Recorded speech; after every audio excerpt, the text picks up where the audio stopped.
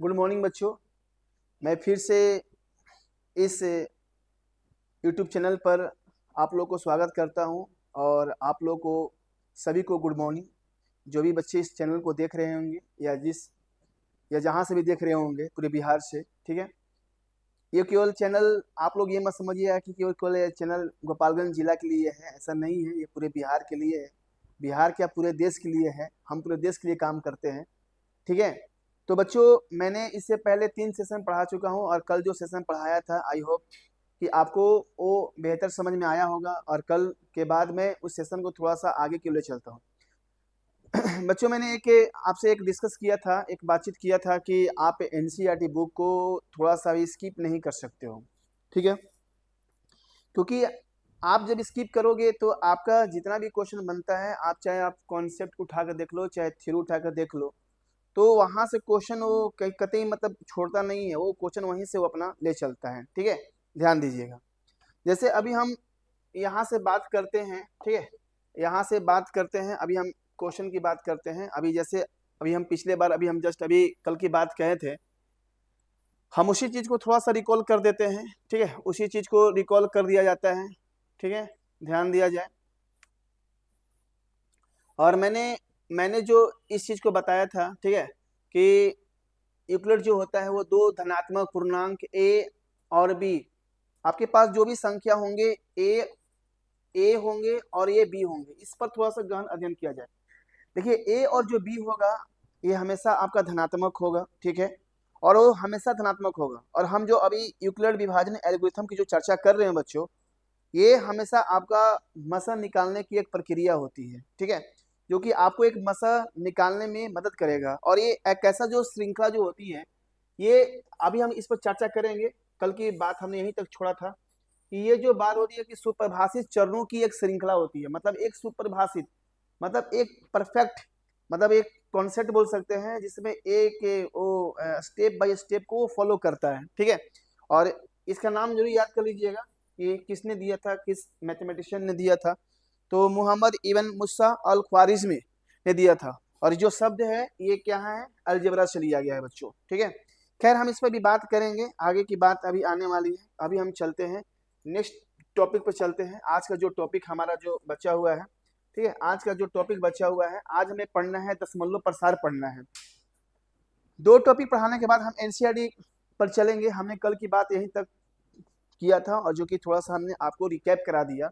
बच्चों, आज हम जो चर्चा करेंगे वो परिमेय परिमेय परिमेय संख्या का दशमलव प्रसार। बच्चों, हमने इस पर आज हम ये चर्चा करेंगे कि परिमेय संख्याओं का दशमलव प्रसार पढ़ेंगे। हमारे पास जो भी परिमेय संख्या होंगे इसे 2 भाग में बांट दिया जाएगा, ठीक है। इसे 2 भाग में बांट दिया जाएगा, ठीक है। इसका दशमलव प्रसार मेनली 2 ही होता है, एक होता है शांत दशमलव प्रसार और एक होता है अशांत दशमलव प्रसार। बच्चों, तो पहले हम ये समझेंगे कि जो दशमलव प्रसार शांत होता है उसका दशमलव किस प्रकार का होता है और जो अशांत होता है वो किस प्रकार का होता है, ठीक है। आइए थोड़ा सा हम चर्चा करते हैं। ये चर्चा का विषय है कि हमने जो बात रखा है, हमने एक परिमेय संख्या के बारे में बात रखा है, ठीक है। हमने एक परिमेय संख्या के बारे में बात रखा है, जो हमारे पास परिमेय संख्या होंगे, ठीक है।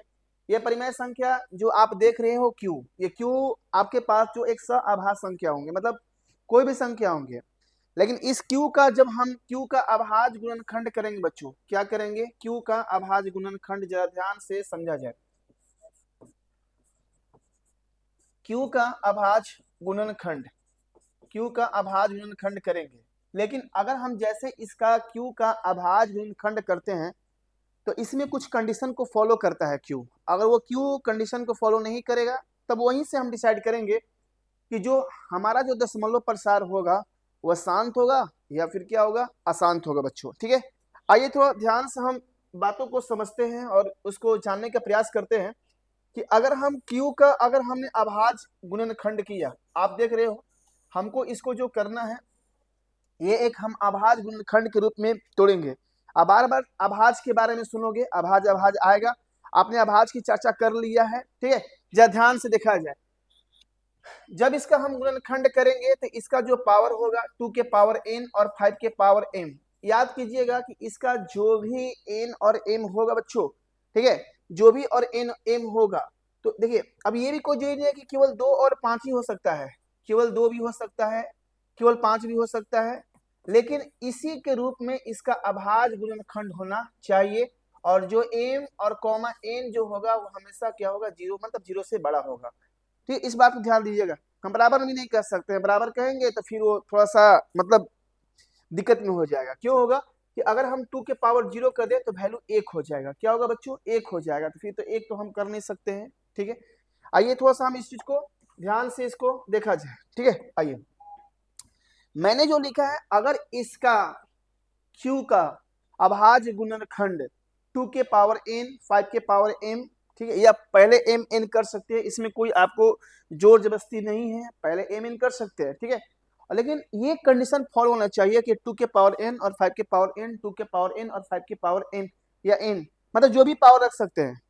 अगर ये इस फॉर्म में हुआ, क्या हुआ बच्चों, अगर इस फॉर्म में हुआ तो याद कीजिएगा कि इसका जो भी दशमलव बनेगा एक हमेशा शांत दशमलव बनेगा। समझ में आया, शांत दशमलव, शांत दशमलव प्रसार पर आएगा। शांत दशमलव जब भी आएगा तो ऐसा नहीं है कि हम दशमलव लिख देंगे, लेकिन आप जरा उस चीज को ध्यान समझिएगा। अभी हम एक एग्जाम्पल लेते हैं, एग्जाम्पल में थोड़ा सा हम क्रिएट करते हैं। ये तो हमने बताया है, ये जो प्रक्रिया बताया है ये है बिना लंबी विभाजन प्रक्रिया किए बताएं कि दिए हुए परिमेय संख्याओं का जो दशमलव प्रसार होगा बच्चों वो शांत होगा या अशांत होगा।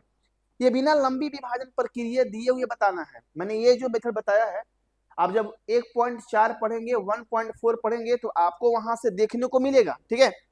मतलब हमने क्या बताया कि अगर 3.34 रखा, हमने क्या बोला 1.2 रखा, या अगर हमने कहा कि 2.563 रखा, तो आप क्या देखोगे कि दशमलव के बाद इसका जो अंक है वो एक सीमित है। क्या है बच्चों, सीमित है। सीमित क्या है तो मतलब उसका जो वैल्यू है, उसका जो मान है बच्चों, वो वहां से वो क्या होता है, रुक जाता है। इस बात को ध्यान दीजिएगा। तो हम तो ऐसे ही बता सकते हैं कि इसका जो दशमलव प्रसार है शांत है, मतलब शांत है मतलब सीमित है, सीमित है मतलब वो आगे नहीं बढ़ सकता है बच्चों, ठीक है। लेकिन अब हम इसी को थोड़ा सा हम आगे कन्वर्ट करते हैं, आगे थोड़ा सा इस टॉपिक को हम आगे की ओर ले चलते हैं बच्चों। क्या है जरा ध्यान से समझा जाए। देखिए आप जो भी यहाँ बताया जा रहा है उसको थोड़ा सा आप मतलब ये मान के चलिएगा कि यह सेशन हमारे लिए बहुत ही इंपॉर्टेंट है ना। क्योंकि आप जब तक नहीं जानते हैं तब तक आप समझिए कि आप न्यूट्रल हैं, जीरो हैं। आपको यहीं से लेवल सिखाया जाएगा, यहीं से कहा जहां से पढ़ते हो वहां से भी सीख सकते हैं, ठीक है। अब यहाँ के बाद हम करते हैं कि हमारे पास एक संख्या p/q है। ये भी एक संख्या कैसा है बच्चों, परिमेय संख्या है। कैसा संख्या है बच्चों, ये भी एक परिमेय संख्या का एक रूप है, ठीक है। आप परिमेय संख्या जरा ध्यान समझिएगा कि हमेशा वो p/q के रूप में होगा। ये मानना पड़ेगा कि हमेशा वो p/q के रूप में होगा। अगर नहीं भी होगा तो नीचे 1 मान लीजिएगा, ठीक है। लेकिन मान के चलिएगा कि हमेशा एक भिन्न के रूप में होगा। तो सर इसमें से कुछ बच्चे कहेंगे कि सर मान लीजिए क्या अगर ये 2 होगा तो क्या हम इसका दशमलव बता देंगे। ये तो ऐसे ही वो फिक्स है, वो तो ऐसे ही वो सीमित है, दशमलव इसका सीमित है, तो हम ऐसे ही इसका परिमेय संख्या बता सकते हैं। लेकिन जब हम q का अभाज्य गुणनखंड करेंगे बच्चों, या 2 के पावर, मान लीजिए कि अगर हमने कहा कि 2 के पावर n कह सकते हैं, या 2 के पावर n कह सकते हैं, या 5 के पावर n कह सकते हैं, ठीक है। या इसमें से और कह सकते हैं 2 के पावर n कह सकते हैं, या 5 के पावर n।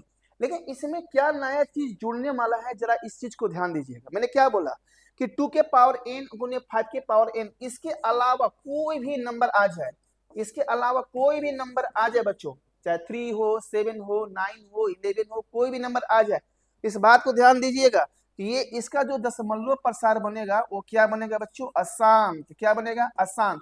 तो अशांत जब बनेगा तो दशमलव प्रसार जब भी इसका अशांत बनेगा तो मान लीजिएगा कि इसका दशमलव जो होगा वो एक सीमित नहीं होगा। क्या होगा, असीमित। क्योंकि उसके नाम में ही काम छुपा है। कैसे देख रहे हैं ना, स से शांत, स से सीमित, अ से शांत, अ से असीमित, मतलब वो सीमित नहीं है, असीमित है। अब कैसे असीमित है, अब हम कहेंगे 6 ये रुकने का नाम नहीं ले रहा है, तो असीमित है। अ से अशांत, अ से असीमित, स से शांत, स से सीमित, ये यहाँ से भी आप आसान भाषा में चाहे तो इसको रिकॉल कर सकते हैं, चाहे तो आप जान सकते हैं। एक एग्जाम्पल हम और लेते हैं बच्चों, इसी में एक एग्जाम्पल लेते हैं 404 4004 4004। अब इसमें क्या देखोगे, यही दशमलव अशांत दशमलव दो भागों में क्या हो गया, बट गया। तो हमने कहा ना कि जब तक आप कॉन्सेप्ट को क्लियर नहीं करोगे तो क्वेश्चन को आप नहीं बना पाओगे। यहां तक समझ में आ रहा है। अब हम इसी को थोड़ा सा आगे ले चलते हैं।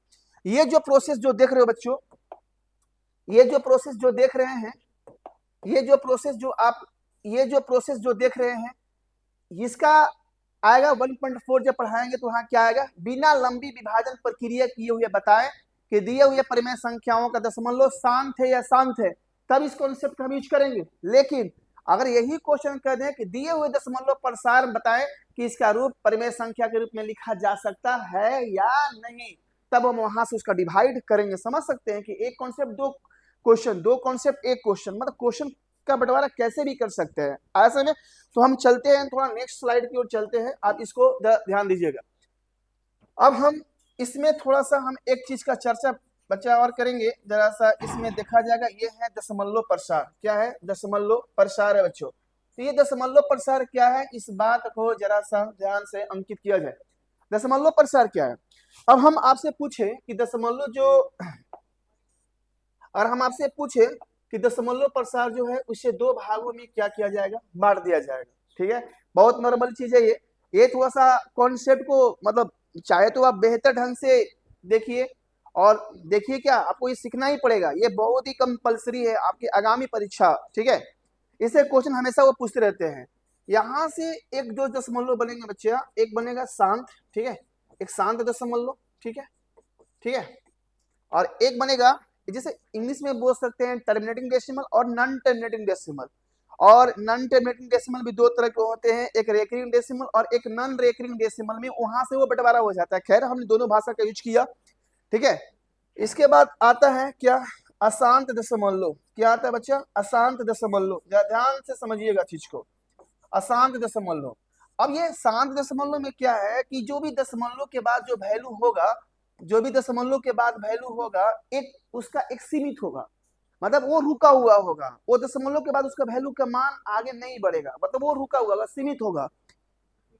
जैसे 3.1, 2.56, 3.04। तो ये जो आप दशमलव देख रहे हैं, ये दशमलव के बाद इसका जो वैल्यू है वो क्या है, सीमित है। क्या है बच्चा, सीमित है। तो जो भी सीमित दशमलव होगा, अब आगे आते हैं देखिए। अब आपके पास इसी आसान दशमलव में दो प्रकार से बटेंगे। क्या बटेंगे, दो। और जैसे अभी हमने क्या बोला, एक टर्मिनेटिंग डेसिमल, एक non terminating decimal. Non terminating decimal are two type of decimal, this is the recurring decimal and this is non recurring decimal. लेकिन अब हमको समस्या क्या होने वाला है कि आसान दशमलव में जो आएगा, एक आएगा आवर्त, एक आएगा आवर्त, अशांत आवर्त दशमलव, ठीक है, और एक आएगा अनावर्त। क्या आएगा, अनावर्त। देखिए इसके हमने कहा ना, इसमें यही थोड़ा सा आपको डिस्टर्ब करेगा। आवर्त दशमलव जो होंगे, इस बात को थोड़ा सा आप देखिएगा। आवर्त दशमलव जो होगा, इसका जो दशमलव होगा और इसका भी दशमलव होगा, इन दोनों का दशमलव सीमित नहीं होंगे। क्या होंगे, असीमित होंगे। मतलब थोड़ा सा तो इसमें तो जरूर मतलब कह सकते हैं कि ये इसमें तो हम कह सकते हैं कि थोड़ा सा इसमें कुछ तो चेंजिंग होगा आखिर। ठीक है, जैसा ध्यान दीजिएगा, इसमें जो दशमलव होगा 3, 4, 4, 4, 4 and so on, 1.2222 and so on, 4.292929 and so on. तो आप क्या देखोगे कि इसका जो हम चाहे तो इसको ऐसे भी लिख सकते हैं, 3.4 पर एकरिंग, इसे भी लिख सकते हैं, इसको हम ऐसे भी लिख सकते हैं। ठीक है, इसको ऐसे भी लिख सकते हैं। ठीक है, इसको ऐसे भी लिख सकते हैं, और हम लोग इसको चाहें तो बच्चा इसको ऐसे भी लिख सकते हैं। ठीक है, तो अब कहने का मतलब क्या हुआ कि इसका जो दशमलव है, मतलब इसके ऊपर बार है। क्या है, बार है।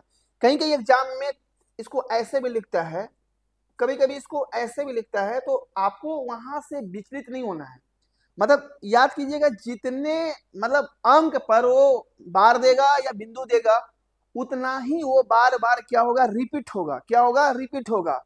समझ रहे हैं? आवर्त, आवर्त मतलब एक जैसा, है ना, वो एक जैसा होगा। और ये भी कोई नहीं एक जैसा, पहला एक अंक एक जैसा, दूसरा दो अंक एक जैसा, तीसरा तीन अंक एक जैसा, मतलब ये कन्वर्ट होते जाएंगे। लेकिन अनावर्त में जब बच्चे आते हैं, तो इसका कोई मतलब वैल्यू ही नहीं है, मतलब क्या आएगा क्या नहीं आएगा, इसके बाद क्या होगा, मतलब ये कोई चीज नहीं है। मतलब ये जैसे अब पाई का वैल्यू हम रखते हैं, क्या रखते हैं बच्चा, पाई का जब भी वैल्यू हम रखते हैं, ठीक है, पाई का जब भी हम वैल्यू रखते हैं तो थोड़ा सा हम सोच समझ के रखेंगे, ठीक है। जैसे अब हम 3.147 मतलब जो भी होता है, मतलब एग्जैक्ट मुझे भी थोड़ा सा भी मतलब डाउट है, तो हम ऐसे कुछ वैल्यू हम ले लेते हैं, ठीक है। ये हम नहीं कह सकते कि ये मतलब 22/7 का वैल्यू है, मतलब एग्जैक्ट हम मतलब आप लोग समझाने के लिए ले लिया, ताकि आप लोग को एक आइडिया, रफ आइडिया मिल सके। तो इसमें आप क्या देखोगे कि मेरे पास 3 प्रकार का दशमलव है बच्चों। कितने प्रकार का दशमलव है? 3 प्रकार का दशमलव है, ठीक है, 3 प्रकार का दशमलव है। आप ये जो देख रहे हो ये शांत है, क्या है, शांत, शांत दशमलव है, ठीक है, क्या है बच्चों, शांत दशमलव है। इसके बाद क्या चलते हैं, ये भी देख रहे हैं, ये क्या है, अशांत, क्या है, अशांत, अशांत आवर्ती दशमलव, अशांत आवर्ती दशमलव, ठीक है, अशांत आवर्ती दशमलव, ठीक है, आवर्ती दशमलव। तो अशांत आवर्त दशमलव, ये जो आप देख रहे हैं दो दशमलव, ये जो दो दशमलव देख रहे हैं, इसे हम परिमेय संख्या के रूप में लिख सकते हैं, या लिखा जा सकता है, यानी p/q के फॉर्म में लिख सकते हैं। आप इस बात को ध्यान दीजिएगा, एग्जाम में पूछता है बच्चों कि निम्न में से बताएं कि कौन कौन सी दशमलव प्रसार को हम लोग परिमेय संख्या के रूप में लिख सकते हैं। तो आपके पास वो सिंपल क्वेश्चन है कि सर शांत दशमलव और अशांत आवर्ती दशमलव, इन दोनों दशमलव को हम p/q के रूप में लिख सकते हैं। आए समझ में? अगर ना समझ में आया तो थोड़ा सा बच्चा आप इस वीडियो को क्या कीजिएगा कि आप रिकैप कर लीजिएगा, क्या कीजिएगा, थोड़ा सा रिकैप करके आप देख लीजिएगा। ऐसा नहीं है कि आप एक बार में समझ जाएगा, जब ना समझ में आए तो आप इसको एक बार दो बार रिकैप करके आगे बढ़ सकते हैं। लेकिन अब एग्जाम में पूछता है कि किस प्रकार के दशमलव प्रकार, मतलब कौन सी इसमें दशमलव प्रसार है ना, मैंने जो भी ऑप्शन देगा कि किसको हम परिमेय संख्या के रूप में नहीं लिख सकते हैं। तो जब परिमेय संख्या के रूप में नहीं लिख सकते हैं बच्चा, तो हम उसे क्या लिख सकते हैं, अपरिमेय संख्या के रूप में लिख सकते हैं। तो आप जैसा ध्यान दीजिएगा कि आपके पास जो अशांत अनावर्ती दशमलव है, अशांत अनावर्ती दशमलव है, तो इस दशमलव को हम लोग हमेशा, इस दशमलव को हम हमेशा अपरिमेय संख्या के रूप में लिख सकते हैं। आप समझ गए होंगे। हम जहां तक ये चीज को बता रहे हैं या देख रहे हैं, आपके अभी जस्ट हम एनसीईआरटी किताब में अभी हम एक प्रश्न को लेकर आएंगे, तो आप ध्यान से देखोगे कि जब तक आपका ये कॉन्सेप्ट क्लियर नहीं होंगे तो आप सोचोगे कि सर बिना कॉन्सेप्ट का मैथ बना लेंगे। देखो, एक पढ़ना होता है, ठीक है, और एक कॉन्सेप्ट के साथ पढ़ना होता है, तो दोनों में एक बहुत अंतर है, बात समझ। तो ऐसा नहीं है कि सिर्फ खाना पूर्ति करना है आपको, है ना। अब ऐसा नहीं है कि आप जमीन पर खड़े हैं और आसमान का शौक देखे हैं कि कैसे उड़ जाए, क्या उड़ जाए, तो उसका सारा विधि विधिवत आपको जानना पड़ेगा। आपको अगर बिहार में टॉपर बनना है ना, आप कहीं से भी पढ़ रहे हैं, अगर आपको टॉपर बनना है तो बच्चा आपको एक एक कॉन्सेप्ट को पढ़ना पड़ेगा। आप इग्नोर नहीं कर सकते हो। सोचो कि हम इग्नोर कर लें, तो इग्नोर नहीं कर सकते हो, है ना। कुछ समय इग्नोर कर सकते हो, फिर जब अकेले पढ़ने के लिए बैठोगे तो फिर वही याद आएगा कि अरे अब तो ये कॉन्सेप्ट हमारा दिक्कत है, अब हमारा वो कॉन्सेप्ट दिक्कत है। क्यों ना उस कॉन्सेप्ट को बार बार हम क्या कर लें, रिकॉल कर लें। आइए, तो ये समझ में आ गया होगा, चाहे तो आप इसका स्क्रीनशॉट भी लेके आप ले सकते हैं, ठीक है।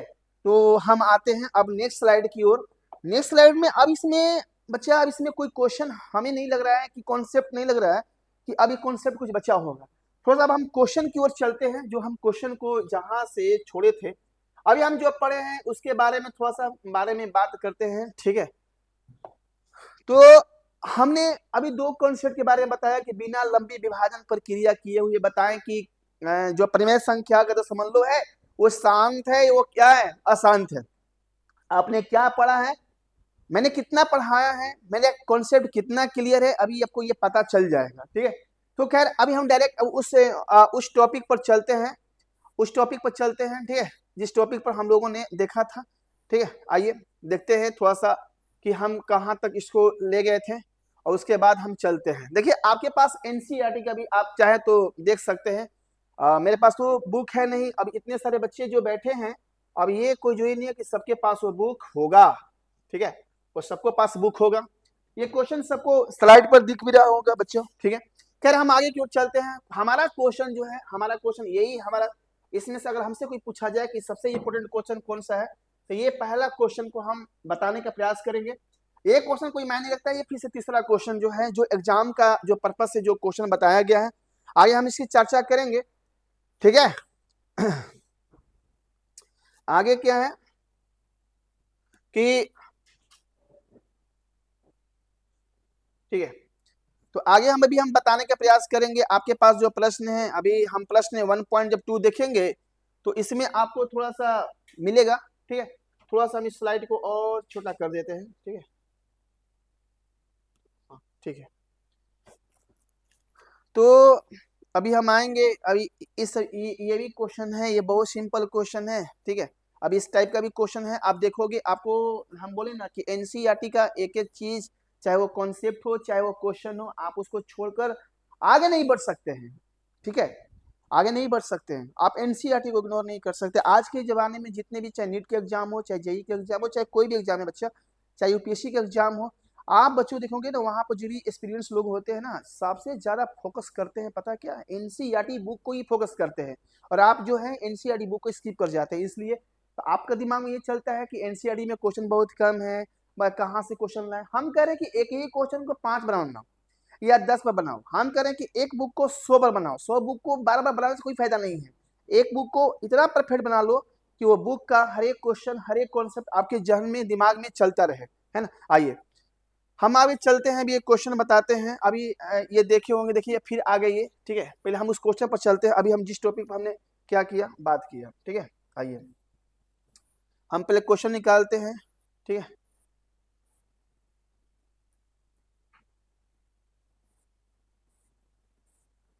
1.4 हम निकालने का प्रयास कर रहे हैं। उसके बाद अभी आपने पढ़ा होगा, ठीक है, अभी आपने पढ़ा होगा, एक हमने क्वेश्चन बताया, उदाहरण नंबर 7 देख सकते हैं कि अभाज्य गुणनखंड विधि द्वारा इतना और इतना का एचसीएफ ज्ञात करें, फिर एलसीएम ज्ञात करें। बहुत सिंपल क्वेश्चन है, अभी हमने जस्ट इसकी चर्चा किया था, ठीक है। तो आगे हम अभी क्वेश्चन बताकर, इन जितने भी क्वेश्चन है हमारे, क्वेश्चन जितने भी छोटे हैं, तो पहले अभी क्वेश्चन चाहे तो अभी देख सकते हैं, ठीक है, लेकिन आगे की ओर क्वेश्चन चलते हैं, ठीक है, आगे की ओर क्वेश्चन चलते हैं। जो हमारा पीडीएफ है,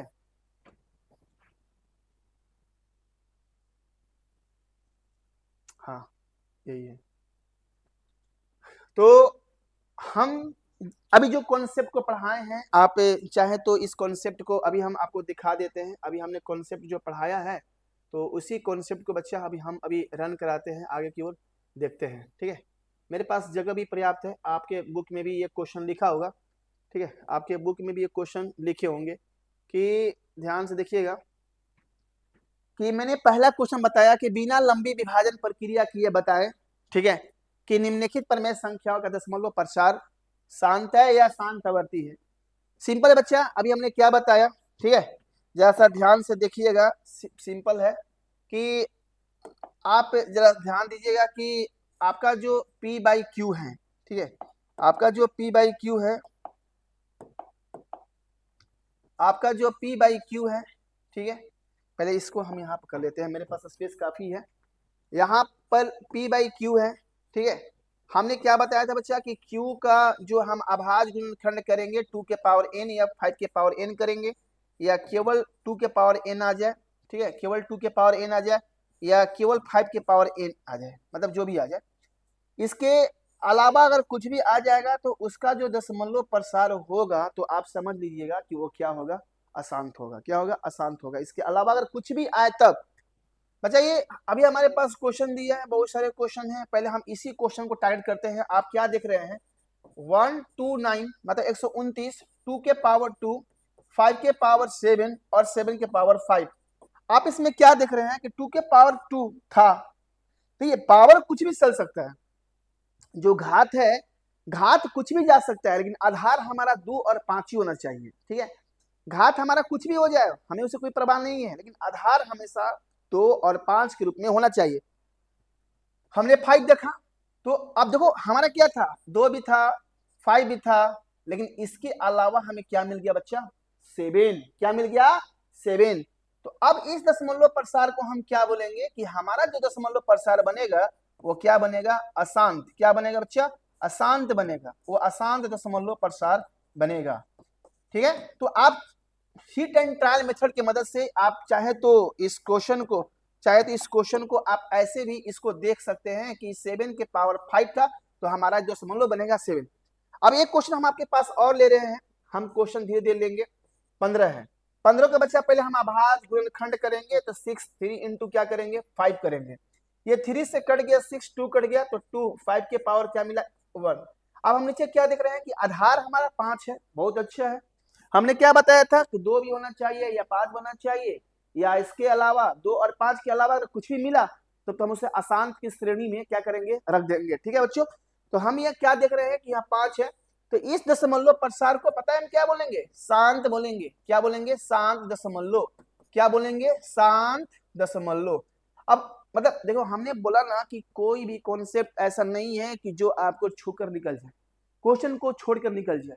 आप एक एक क्वेश्चन को ध्यान दीजिएगा। अब इसी को देखिए, 7/8 हम इसे लिख सकते हैं 2 के पावर 3। ये क्या हुआ, शांत हुआ।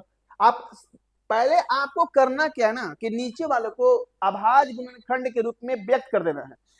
अब हम इसी क्वेश्चन को बच्चा जरा ध्यान से देखते हैं, 77 है। अगर हम इसे तोड़ना चाहें तो आप इसे ऐसे भी इसका फैक्टर कर सकते हो कि 2 2 एकम 2 और 2 105 हुआ, फिर 2 से तो जाएगा नहीं, फिर 5 से जाएगा, 5 दूना का 10, ठीक है। अभी तो 3 से जा सकता था वो, अभी 3 से जा सकता था, 3 से जाएगा वो, ठीक है।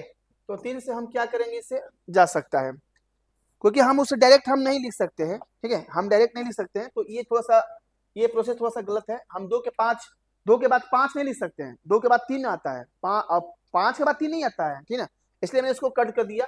अब हम फिर से इसको देख रहे हैं, 210 हो गया, 200 105 कटा, फिर 3 से कटा, 3 के 9 और 3 5 15, फिर 5 से कटा, 5 और 7 कटा। तो आपने क्या देखा कि इसका जो अभाज्य गुणनखंड है 2 3 5 7, तो आपने क्या नोटिस किया, आपने क्या नोटिस किया, क्या सर ऊपर वाला जो बन रहा था वो गलत बन रहा था, नहीं, वो भी सही गुणनखंड कर रहे थे, लेकिन हमारे दिमाग में क्या है कि हम अभाज्य गुणनखंड कर रहे थे, और अभाज्य गुणनखंड एक क्रम के नियमों का पालन करता है बच्चों। ऐसा नहीं है कि 2 आ जाए, 3 आ जाए, 5 आ जाए, 7 हम कहीं का कहीं लिख दे, नहीं, ऐसा नहीं होता है। जब भी होता है एक सिस्टम और एक तरीका से कोई चीज को लिखा जाता है, ठीक है। तो आप जब देखोगे तो ये क्या हो जाएगा, 7 से 7 तो कट गया 11 में, लेकिन अभी भी क्या बचा है नीचे, 2 था सही था, 5 था सही था, 2 था सही था, 5 था सही था। मैंने क्या बताया कि 2 और 5 के अलावा अगर जो भी मिल जाएगा तो हमारा जो दशमलव प्रसार होगा सर, तो क्या मिल गया, तो यहाँ 3 मिल गया। तो 3 हमारा इसमें से जो 3 ही ऐसा नंबर था कि इसको शांत दशमलव ना बनाकर आसान दशमलव में क्या किया, उसको कन्वर्ट कर दिया। तो आई होप हम समझ रहे होंगे कि ये क्वेश्चन जो है, ये अभी हमने जितना भी सोल्यूशन बनाया है आप इसको देख सकते हैं, चाहे तो आप स्क्रीनशॉट ले सकते हैं, ठीक है। अब हम चलते हैं, इस चीज को जरा ध्यान दीजिएगा कि मैंने कहा था ना कि कॉन्सेप्ट, अब इसी पर हम चलते हैं, थोड़ा सा नेक्स्ट क्वेश्चन पर चलते हैं, ठीक है। नेक्स्ट क्वेश्चन की ओर चलते हैं, नेक्स्ट क्वेश्चन की ओर चलेंगे। यहाँ पर जो लिखा है, अब इसको बात को जरा ध्यान से समझ लिया जाए, क्या लिखा है। देखो हमने पढ़ा, देखो हम चाहे तो बहुत कुछ पढ़ा सकते हैं, बहुत कुछ पढ़ने के लिए बहुत कुछ बचा हुआ है, लेकिन ये कम समय में कितना अच्छा पढ़ा जाए, कितना अच्छा कंटेंट लिया जाए, ये मायने रखता है ना। अब ये देख सकते हैं, बहुत अच्छा क्वेश्चन है कि ऊपर दिए गए प्रश्न में उन परिमेय संख्याओं का दशमलव प्रसार को लिखिए जो शांत है। अच्छा, तो परिमेय संख्या तो हम पकड़ लेंगे, जब बिना लंबी विभाजन प्रक्रिया से बच्चा तोड़ेंगे, अगर q के पावर 2 के पावर m टूटा तो हमें पता नहीं चल जाएगा क्या कि कौन सा शांत है कौन सा शांत है। खैर ये क्वेश्चन में कोई दिक्कत नहीं, लेकिन हाँ अब हम जो बताने वाले हैं क्वेश्चन नंबर 3, जो बहुत ही इंपॉर्टेंट क्वेश्चन है। मात्र 3 एग्जाम्पल दिया है, 3 एग्जाम्पल, और 3 एग्जाम्पल में से कह रहे हैं क्या कह सकते हैं। देखिए कहने के लिए हमारे पास तो बहुत कुछ है, लेकिन हम अपने मन से कुछ नहीं कह सकते हैं। कहता है कौन, कहलवाता है कौन, कॉन्सेप्ट। आपके दिमाग में जो कॉन्सेप्ट रन कर रहा होगा, कॉन्सेप्ट कहेगा कि हाँ ये परिमेय संख्या है, बोलो परिमेय संख्या है। बोलेगा नहीं ये परिमेय संख्या नहीं है तो परिमेय संख्या नहीं है। क्या हम अपने मन से कुछ कर रहे हैं क्या? नहीं। आइए हम बताते हैं कैसे। ये लिखा है कि क्या, जरा ध्यान से समझा जाए, ठीक है, जरा ध्यान से ये समझा जाए क्वेश्चन को, ठीक है। कुछ वास्तविक संख्या के दशमलव प्रसार नीचे दर्शाए गए हैं। अच्छा, तो एक वर्ड क्या आया? वास्तविक संख्या। अभी हम जस्ट चर्चा करेंगे वास्तविक संख्या पर। और वास्तविक संख्या का परिभाषा मतलब ऐसा कोई चीज नहीं है। मैंने क्या कहा लास्ट में? वास्तविक संख्या। आप पूरे किताब में 1.1 से लेकर 1.4 के बीच में आप कहीं भी नहीं देखे होंगे जो बार बार वास्तविक संख्या रन कर रहा होगा। देखिए क्या बोले ना, कुछ ऐसे लोग होते हैं ना जो जिसका एंट्री बाद में होता है। देखिए चैप्टर खत्म होने वाला है, चैप्टर का नाम क्या है? वास्तविक संख्या। लेकिन ना 1.1 में दिखा, ना 1.2 में दिखा, ना 1.3 में दिखा। वो दिखा बंदा कहाँ? 1.4 में दिखा। वो क्या दिखा? वास्तविक संख्या। अगर आपसे कोई पूछे what is the real number, माने वास्तविक संख्या क्या होती है, तो अभी इसके बारे में चर्चा करते हैं, ठीक है। आइए, तो प्रत्येक स्थिति के लिए निर्धारित कीजिए कि संख्या परिमेय संख्या की अपरिमेय संख्या। आपको निर्धारित करना है, आपको बताना है। तो क्या हम ऐसे ही बता देंगे क्या? कोई रोड पर चलता हुआ व्यक्ति से पूछे कि बताओ वास्तविक संख्या में दशमलव प्रसार क्या है, बता देगा क्या? वो कभी भी नहीं बता पाएगा। क्यों? क्योंकि उस कॉन्सेप्ट से जब तक वो रूबरू नहीं हो पाएगा, जब तक वो जान नहीं पाएगा, तब तक वो कॉन्सेप्ट को और कॉन्सेप्ट से रिलेटेड क्वेश्चन को नहीं बता पाएगा। आइए बताते हैं, है या नहीं? यदि वह परिमेय संख्या है, वाह, यदि वह परिमेय संख्या है तो देखो ये क्या कह रहा है, इसे P बाई Q के रूप में लिखे।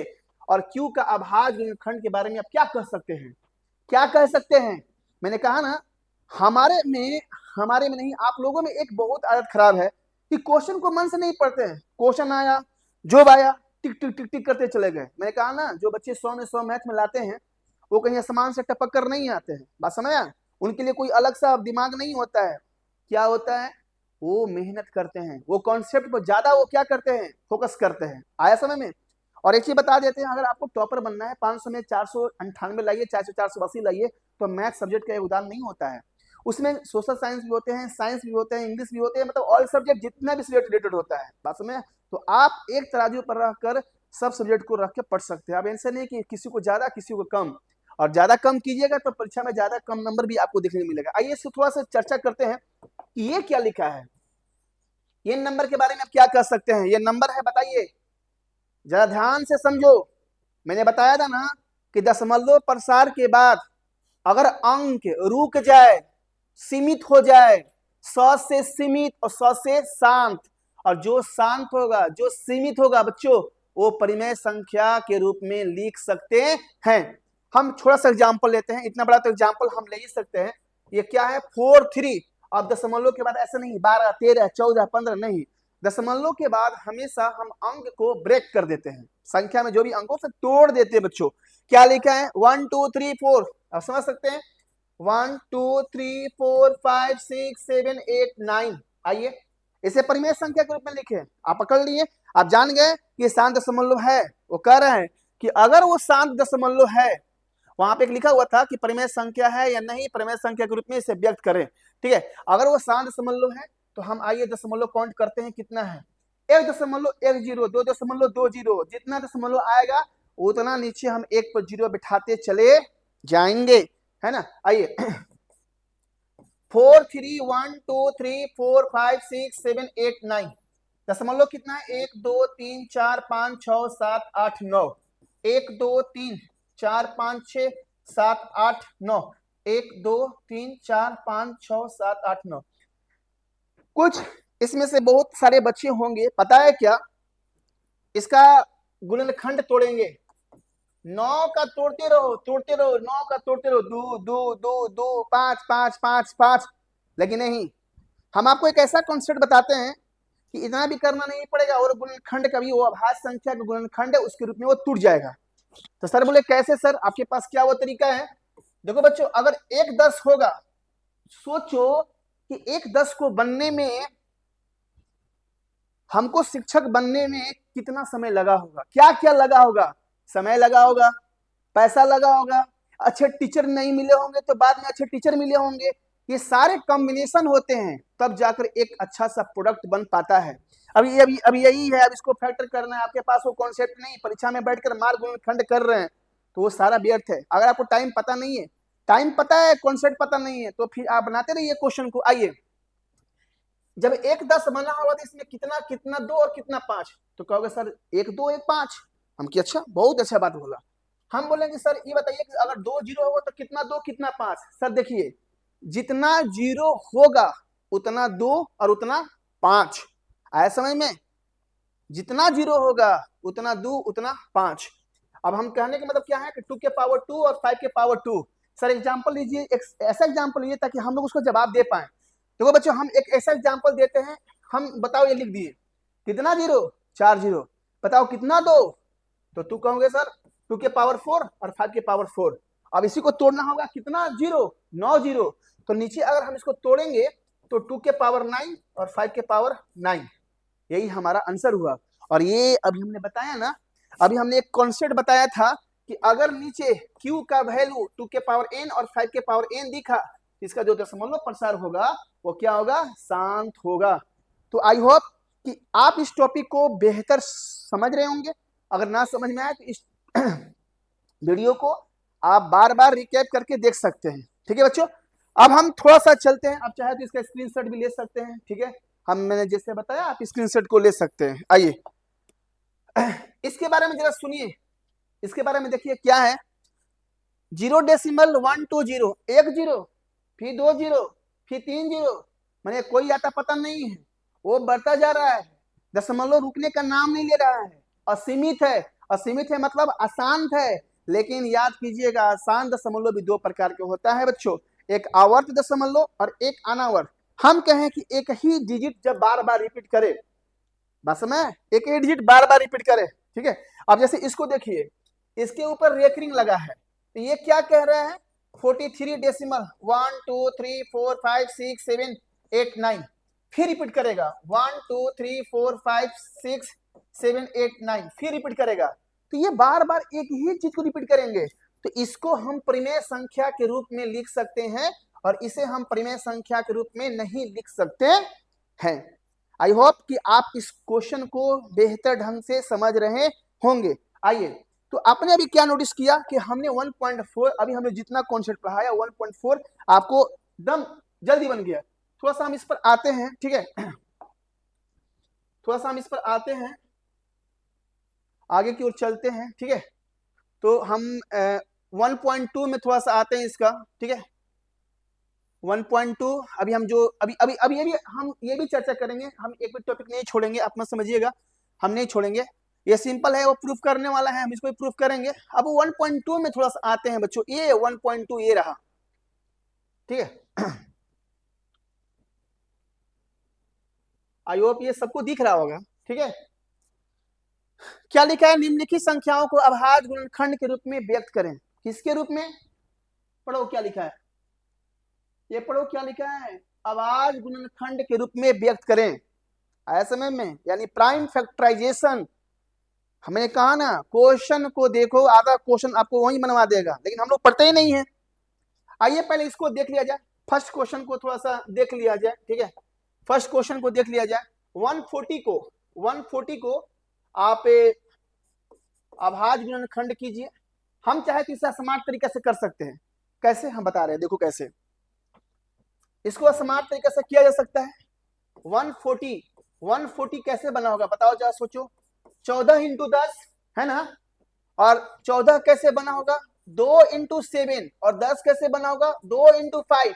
तो हम इसे लिख सकते हैं 2 के पावर 2, 5 के पावर 1 और 7। अगर ये किसी बच्चों को नहीं समझ में आया तो आपके पास एक मेथड और है, हम उस पर भी थोड़ा चर्चा करते हैं। आप 140 को ऐसे कर सकते हो। ठीक है, 140 को ऐसे कर सकते हो।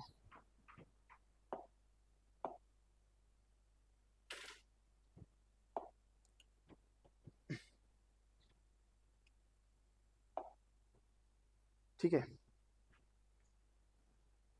140 को ऐसे हम चाहे तो कर सकते हैं कि 140 को 2 से कितना होगा 70, 2 से कितना होगा 35, 5 से कितना होगा 7।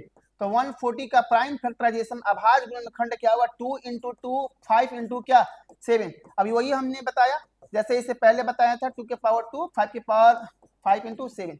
तो ये जितने भी क्वेश्चन हैं, ठीक है, ये जितने भी क्वेश्चन हैं ये क्वेश्चन इसी तरीका से, ये जितने भी 4 क्वेश्चन है, ये चारों क्वेश्चन इसी तरीका से वो क्वेश्चन आपका बनेगा।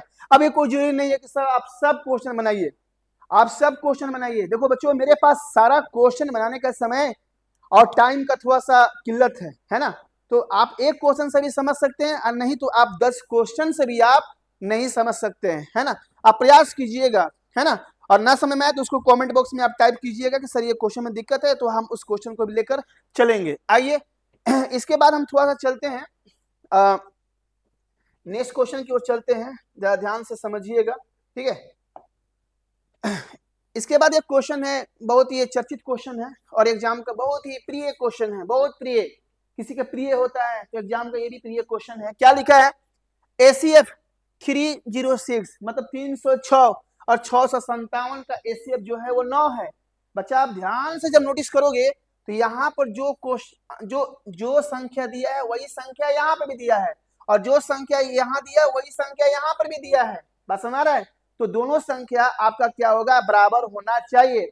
अगर वो दोनों संख्या बराबर नहीं होगा तो अभी हम जो कॉन्सेप्ट बता रहे हैं उस कॉन्सेप्ट पर वो ACF LCM नहीं निकल सकता है।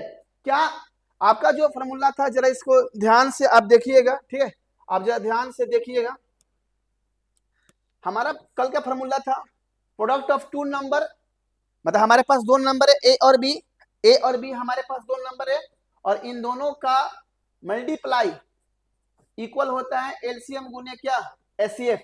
मतलब product of two number is equal to LCM गुने एचसीएफ, दो संख्याओं का गुणनफल बराबर लसा गुने क्या होता है बच्चों?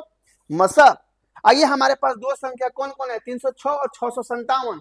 तो 306 और 657 इसका एलसीएम निकालना है बच्चों। इसका एचसीएफ दिया है, क्या दिया है? एचसीएफ 9 दिया है।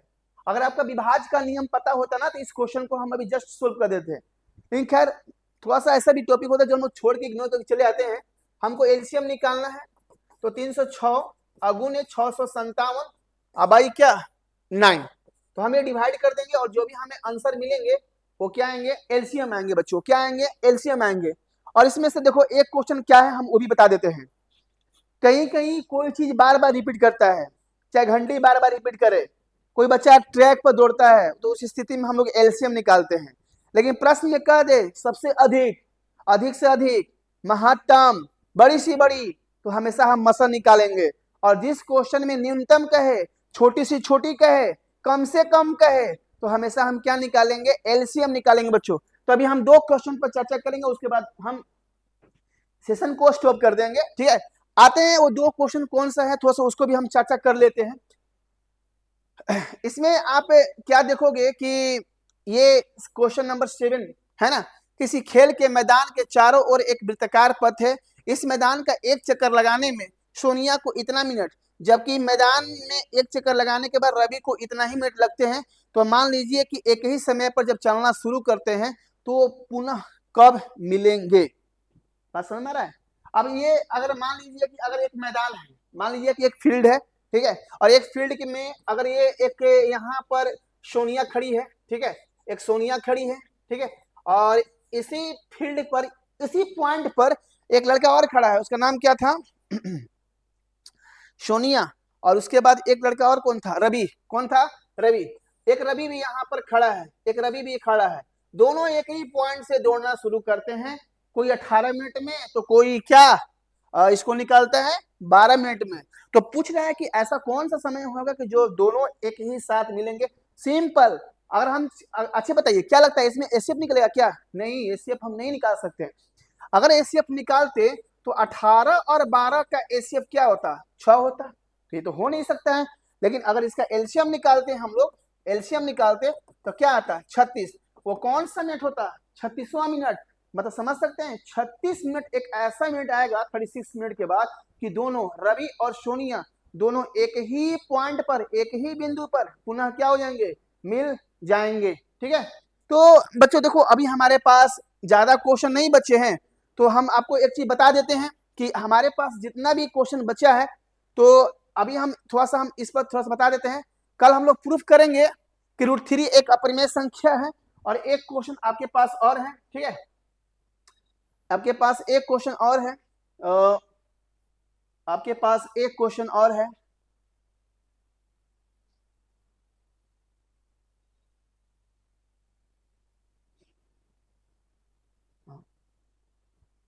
ये इसमें से सारा क्वेश्चन नहीं बताया जाएगा। ये एक लास्ट क्वेश्चन और लेते हैं 1.1 का, कि किसी परेड में 616 सदस्य वाली एक सेना की टुकड़ी समझ आता है, मतलब बटालियन होता है, हम बोल सकते हैं आर्मी में और पुलिस में बटालियन होता है। और किसी परेड में 616 सदस्य वाली एक सेना आर्मी की टुकड़ी को 32 सदस्य वाले एक आर्मी के बैंड के पीछे मार्च करना है। तो आपके पास टोटल जो सदस्य हैं 616 हैं और 32 के ग्रुप बनाकर चलना है। ऐसे नहीं, जब सभी आर्मी वाले एक साथ चलेंगे पुल पर, तो पता लगे पुल टूट के नीचे चला गया, तो इसलिए ग्रुप बनाकर वो चला जाता है, ताकि वो पैर से पैर मिलाकर वो चलने में काम होता है। तो आप इस क्वेश्चन को देख सकते हैं, यहाँ क्या लिखा है, एक लाइन से समझो क्या लिखा है। नहीं दिख रहा है, दिखा देते हैं आपको, इसके बाद हम दिखा देते हैं क्या लिखा है, ठीक है। आप थोड़ा सा आंख पाकर देख लीजिए क्या लिखा है ये, ठीक है।